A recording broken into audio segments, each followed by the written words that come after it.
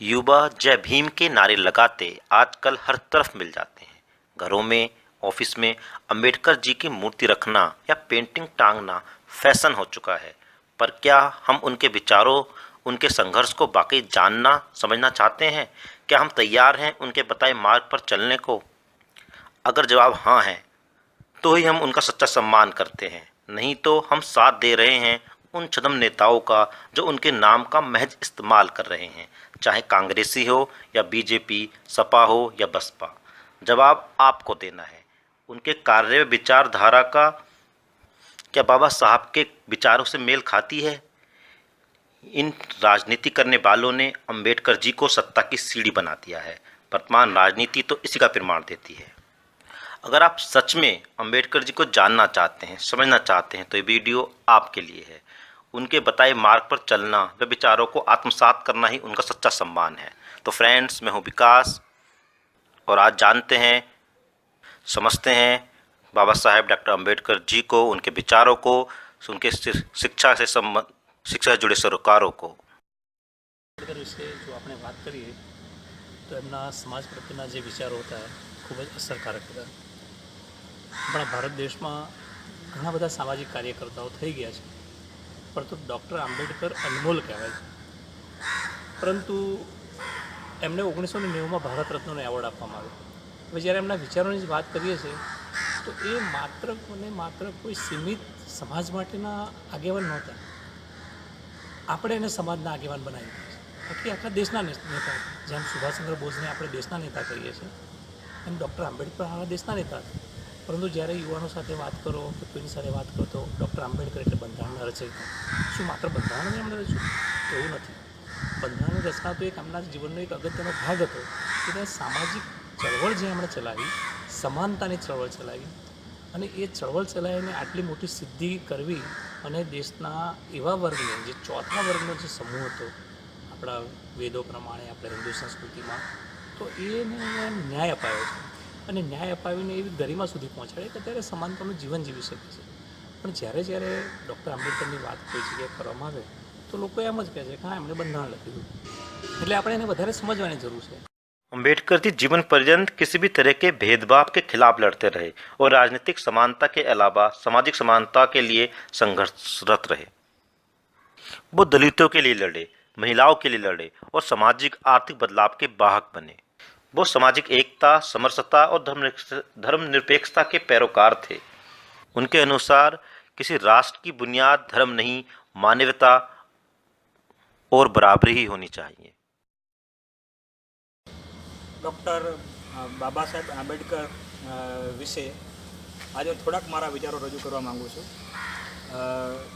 બાબા સાહેબ આંબેડકર એ આમ તો એને બધા જ્ઞાનનો ભંડાર કહે છે. આ એક બાબત આપણે સમજવા જેવી છે કે બાબા સાહેબ આંબેડકર એ તમામ સમાજના લોકો માટે એક પ્રેરણાની વાત કરે છે. બાબા સાહેબ આંબેડકર જ્યારે કોઈ બાબત માટે સમાજને કંઈ વાત કરે છે ત્યારે કોઈક સમુદાય માટે કે એક સમાજ માટે વાત નથી કરી, પણ એમને તમામ સમુદાય અને સમાજ માટે વાત કરી છે.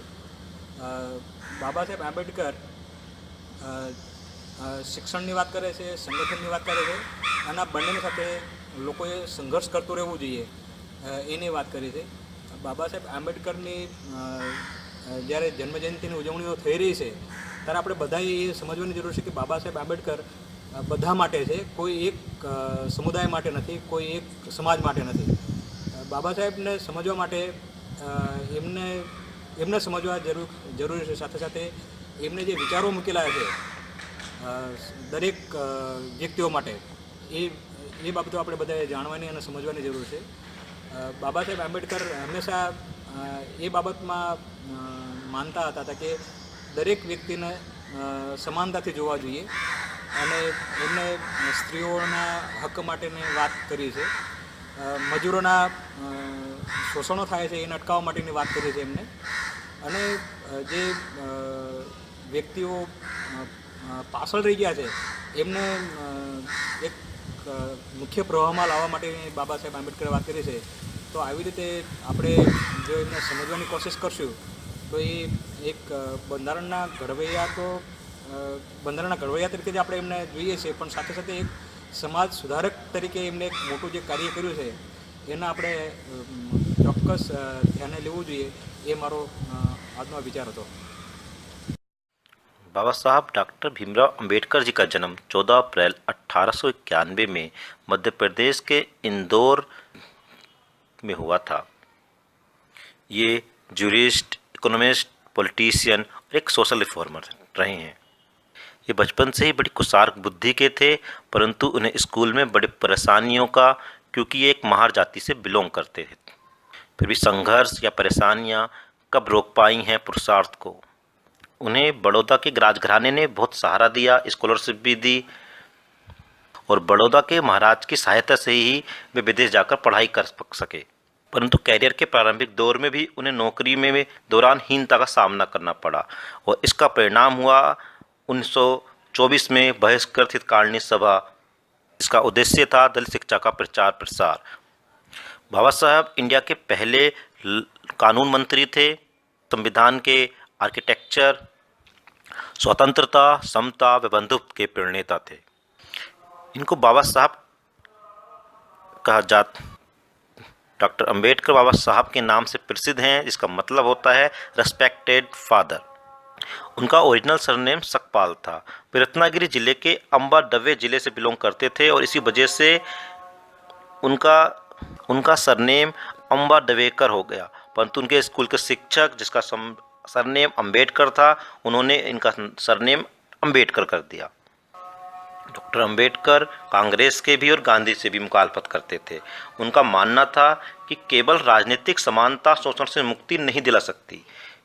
शोषण से मुक्ति पानी है तो एक आर्थिक और सामाजिक समानता ही उसका आधार बन सकती है. 1931 में गोलमेज सम्मेलन में उनको कानूनविद के तरीके भेजा गया.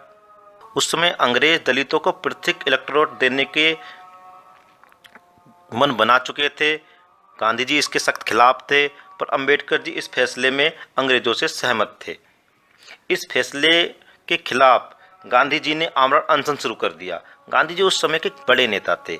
भारी दबाव के कारण डॉक्टर अंबेडकर जी को सेपरेट इलेक्टोरेट की मांग को वापस लेना पड़ा, लेकिन पॉलिटिकल रिजर्वेशन को समझौता हुआ, जिसको आज हम सब पुनः पैक्ट के नाम से जानते हैं. बाबा साहेब आर्टिकल 370 के भी विरोधी थे. संविधान निर्माता के तौर पर तो उन्हें जाना ही जाता है, पर एक जिसको हम छोड़ देते हैं वो हिंदू कोड बिल, जिसकी वजह से महिलाओं को अधिकार मिले, तलाक का अधिकार मिला, विधवाओं को शादी करने का अधिकार मिला. इससे पहले हिंदू समाज में पॉलीगैमी, कई शादी करने का अधिकार था, उसको कानूनी रूप से रोका गया. इससे जुड़ा एक विवाद सबसे बड़ा ये था कि ये सिर्फ हिंदुओं के लिए क्यों, सभी धर्मों के लिए क्यों नहीं लाया गया. 1952 में बाबा साहब ने एक निर्दलीय चुनाव भी लड़ा था, परंतु उसमें वह जीत नहीं पाए थे. हिंदू धर्म अपनी कुरीतियों को छोड़ने को तैयार नहीं था, तो उन्होंने हिंदू धर्म को ही छोड़ दिया और बौद्ध धर्म को अपना लिया. उनका मानना था कि अगर आप भारत को राष्ट्र मानते हैं तो जाति की दीवारों को गिराना होगा. હેલો, આજે આપણે ડૉક્ટર ભીમરાવ આંબેડકર વિશે થોડી વાતચીત કરવાના છીએ. ખાસ કરીને શિક્ષણ ક્ષેત્રે એમની શું પ્રદાન હતું. તો ડૉક્ટર ભીમરાવ આંબેડકરને આગળ અભ્યાસ માટે ડૉક્ટર સયાજીરાવ ગાયકવાડ દ્વારા એમને સ્કોલરશિપ મળેલી, અને ત્યારબાદ એ કોલંબિયા યુનિવર્સિટીમાં આગળ અભ્યાસ કરવા માટે ગયેલા. અને એ એમના જીવનનો સૌથી મોટો ટર્નિંગ પોઈન્ટ ગણી શકાય, કારણ કે એમને પોતે પણ એમને ઘણા બધા સ્પીચીસમાં જણાવ્યું છે કે જો એમને તક એમને જે મળી અને એ તક એમને ન ઝડપી હોત તો કદાચ આજે જે ડૉક્ટર ભીમરાવ આંબેડકરને આપણે ઓળખીએ છીએ એ કદાચ ના હોત. તો એમને ઘણીવાર એમની ઘણી બધી સ્પીચીસમાં કહ્યું છે કે જીવનમાં આપણને જ્યારે પણ આવી કોઈ તક મળે ત્યારે એવી તક આપણે ઝડપી લેવી જોઈએ. 1937થી બોમ્બે એસેમ્બલીમાં એઝ અ પાર્લામેન્ટ મેમ્બર એ એન્ટર થયા, અને એ જ સમયે બીજું વિશ્વયુદ્ધ પણ શરૂ થઈ ગયું. એ ગાળામાં એમને ઘણી બધી સ્પીચીસ એમને આપેલી છે, જેમાં એજ્યુકેશન વિશે એમને એમ કહેલું કે જો એજ્યુકેશનના ઓબ્જેક્ટિવ્સ જે છે એ જો ફૂલફિલ ન થતા હોય તો એ પ્રકારનું શિક્ષણનો કોઈ મતલબ નથી. એજ્યુકેશનથી એમનો મતલબ હતો કે એજ્યુકેશનના ઓબ્જેક્ટિવ શું હોઈ શકે. ઓબ્જેક્ટિવ એવા હોઈ શકે કે એક તો છે કે ભાઈ એજ્યુકેશન દ્વારા માણસની જે બૌદ્ધિક ક્ષમતા છે, તર્ક કરવાની શક્તિ છે, એ વધવી જોઈએ.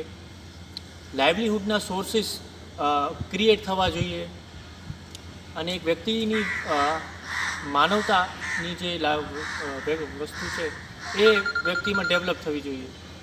જો આ વસ્તુ કોઈ માણસમાં ડેવલપ નથી થતી અથવા આ એવી વસ્તુ એક વ્યક્તિમાં ડેવલપ નથી થતી તો ક્યાંક ને ક્યાંક જે શિક્ષણના ઉદ્દેશ્યો છે, ઓબ્જેક્ટિવ છે, એ ફૂલફિલ થતા નથી. કેટલાક સામાજિક કાર્યકર્તાઓ કામ કરે છે અને કેટલીક ડૉક્ટર આંબેડકરના નામે કેટલી બધી મૂવમેન્ટ પણ ચાલે છે. ડૉક્ટર આંબેડકરે એમના જીવનની અંદર મહાત્મા ફૂલે, સાહુજી મહારાજ, શિવાજી મહારાજને પોતાના આદર્શ કારણ કે એમની પાસેથી શીખ્યા અને આપણે જાણીએ છીએ કે મહારાજા સયાજીરાવ ગાયકવાડ બહુ પ્રજાવત્સલ રાજા હતા. એમ છત્રપતિ સાહુજી મહારાજ પણ પ્રજાવત્સલ રાજા હતા અને એમના ટેકાથી ડૉક્ટર આંબેડકર આટલું બધું ભણી શક્યા, અમેરિકામાં જઈને ભણી શક્યા. અમેરિકાની સરકાર તો એમની કદર કરી, સિમ્બોલ ઓફ નોલેજ, અને એ સિમ્બોલ ઓફ નોલેજ હતા અને એટલા માટે એમણે કીધું કે શિક્ષિત બનો, સંઘર્ષ કરો. એટલે સંઘર્ષ તો સતત છે પણ શિક્ષિત બનવાની પણ વાત છે. તો આવી ઉત્તમ વિચારધારાવાળા સામાજિક કાર્યકર્તાને, આપણા દેશના નેતાને આપણે કેવી રીતે હાસ્યમાં મૂકી દેવા છીએ એ મને હજુ પણ સમજમાં નથી આવતું. આ એક વખત છે, આ એવી સદી છે અને અત્યારે આ વર્ષ તો રિઝર્વ બેંકના 85મા વર્ષની ઉજવણી કરવાની છે અને રિઝર્વ બેંકની જે સ્થાપના એ પણ ડૉક્ટર આંબેડકરના એક નિબંધ હતો, પ્રોબ્લેમ ઓફ રૂપી, એની પરથી એની થયેલી છે. એટલે આની જો કદર વિશ્વ કક્ષાએ થતી હોય તો આપણે કેમ ના કરવી જોઈએ. આપણા ભારતના તો એ પનોતા પુત્ર હતો અને જેમ ગાંધીજીની જેટલી કદર કરવામાં આવે છે, સરદાર પટેલની જેટલી કદર કરવામાં આવે છે, એટલી જ કદર ડૉક્ટર આંબેડકરની થવી જોઈએ, એ મારું માનવું છે. તો અને ડૉક્ટર ભીમરાવ આંબેડકર પોતે વ્યક્તિગત રીતે એવું માનતા કે સમાજમાં બદલાવ લાવવા માટે જો કોઈ શક્તિશાળી કોઈ ટૂલ છે તો એ છે એજ્યુકેશન. એજ્યુકેશનથી જ આપણા સમાજમાં જેટલા દૂષણો છે અથવા જેટલી સમસ્યાઓ છે એનું કોઈ ઉકેલ હોય તો એ એજ્યુકેશન જ છે. અને એમને હંમેશા લોકોને સારા એજ્યુકેશનની અને એક એવા એજ્યુકેશનની વકાલત કરી છે જેનાથી વ્યક્તિનું ઓવરઓલ જે ડેવલપમેન્ટ છે એ થાય. બાબા સાહેબ આંબેડકરના જીવનનો એક પ્રસંગ છે કે જ્યારે અમેરિકાથી ભણીને આવ્યા ત્યારે છત્રપતિ સાહુજી મહારાજ, પોતે કોલ્હાપુરના મહારાજા હતા, એ એમને મળવા માટે. તો ડૉક્ટર બાબા સાહેબ આંબેડકરે એમ કહ્યું કે તમે તો મહારાજ છો, મારે તમને મળવાનું. ત્યારે છત્રપતિ સાહુજી મહારાજે કીધું કે નાના મહારાજ તમે છો સાહેબ, અને તમારા લીધે જ આ દેશ ઉજળો છે. અને એમના જે છત્રપતિ સાહુજી મહારાજના જે ટેકો હતો એ ટેકાના કારણે જ બાબા સાહેબ આંબેડકર આટલી સફળતા સુધી પહોંચી શક્યા. છત્રપતિ સાહુજી મહારાજ બેશક બહુ સારી જ વ્યક્તિ હતા અને એ જ રીતે ડૉક્ટર આંબેડકર પણ એમને કરતાં ચડિયાતા સારી વ્યક્તિ હતા અને એમણે આ દેશને જે પ્રદાન કર્યું છે એ અદ્ભુત પ્રદાન છે. અત્યારે આપણે જોઈએ છીએ સમાજમાં સારું વાતાવરણ જોઈએ છે એ આ મહાનુભાવોના કારણે જ છે અને એ આપણે સ્વીકારવું જ રહ્યું. તો આ બાબત આપણને સામાજિક એકરૂપતા, સામાજિક સમરસતા તરફ આપણને દોરી જાય છે. અત્યારે ભલે રાજકીય નેતાઓ પોતપોતાની રીતે ખીચડી પકાવતા હોય પણ જે ડૉક્ટર આંબેડકરના જન્મજયંતિ આવી રહી છે ત્યારે આપણે એમને જે સામાજિક બદલાવ માટે એમણે જે કાર્ય કર્યા છે એને જ ખરેખર આપણે સ્વીકારવા જોઈએ અને એમણે જે સિદ્ધાંતો આપ્યા છે એ સિદ્ધાંતો પ્રમાણે જીવન જીવીએ તો એ જ ખરેખર એમને આપણે એને જન્મની પુષ્પાંજલિ આપણે અર્પણ કરી કહેવાય એવું મને લાગે છે. अम्बेडकर जी ने आज़ाद भारत में दामोदर और हीराकुंड परियोजना में एक अहम भूमिका निभाई थी. मजदूरों के काम करने के घंटे को कम करने में भी महत्वपूर्ण भूमिका निभाई. पहले 14 घंटे थे पर उसको 8 घंटे की जो मजदूरी है उसमें इनका एक महत्वपूर्ण योगदान था. अम्बेडकर जी का मानना था कि दो जरूरी चीज़ें, पूंजीवाद और जातिवाद का खात्मा. इसलिए अम्बेडकर के सपनों का भारत व आजकल जैसे अम्बेडकर को पेश किया जा रहा है वो आधा अधूरा है. अगर आपको जय भीम कहना है तो अम्बेडकर के सपने को जीना होगा, नहीं तो मैं दिखावे से कुछ हासिल नहीं होगा. क्या आप अम्बेडकर को वाकई समझना चाहते हैं तो शिक्षित बनो, संगठित हो, संघर्ष करो.